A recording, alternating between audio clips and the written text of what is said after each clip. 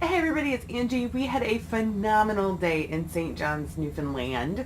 A lot of you may say Newfoundland, but I found out that's not the right way to say it. We started the day with a taxi up to the top of Singal Hill.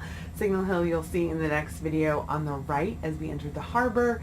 Then we took a wonderful hike, about a 45-minute hike up and down some stairs and uneven trails to the small fishing village of Quidi Vidi.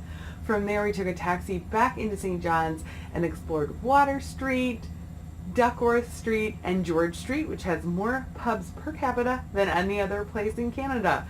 We got screeched in, which is a thing here involving the special Newfoundland rum screech. The story is that as rum came over from the islands, they were exchanging their salted fish for rum.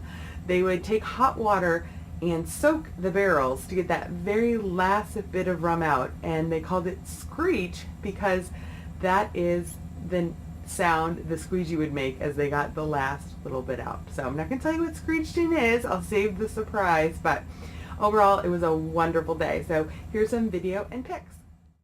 Here we are entering St. John's, Newfoundland. On the left is a fort.